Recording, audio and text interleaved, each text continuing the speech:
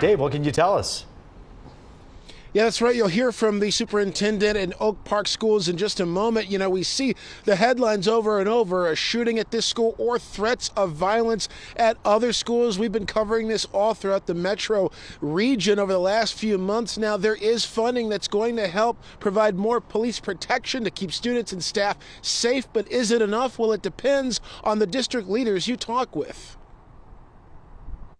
We had applied for 4 resource officers. They awarded us 1. You can call it a starting point for the Oak Park School District, but Superintendent Angel Abdulahad says more money is needed to help keep the roughly 4,000 students in his district safe.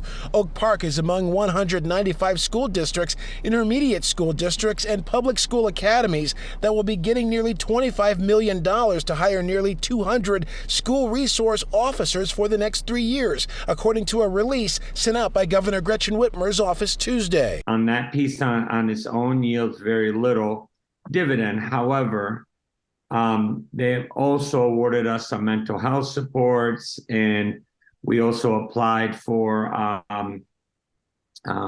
more funding for biometric readers. Oak Park is still reeling from a teen getting shot several times right outside the high school after a basketball game was played inside. The suspects tried to steal the victim's chain, according to investigators. Our students were a victim in that situation. We had visitors that should not have been there. It's heartbreaking. It's sad.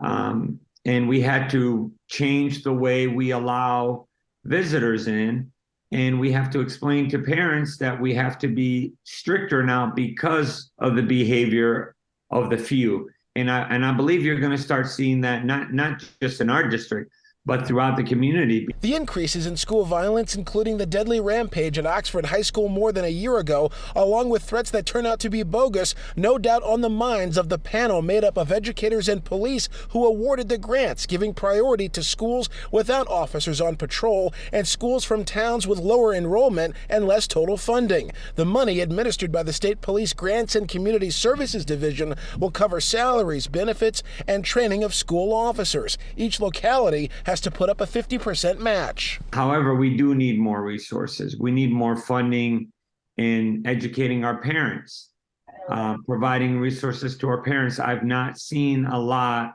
of resources dedicated to parents and how to inform them. And with the new state legislative session up and running, Oak Park's superintendent hopes school leaders from our area will continue to keep the issue of safety on the front burner. I think superintendents need to be part of the conversation because we are the boots on the ground. We could provide feedback that otherwise legislators would not know about.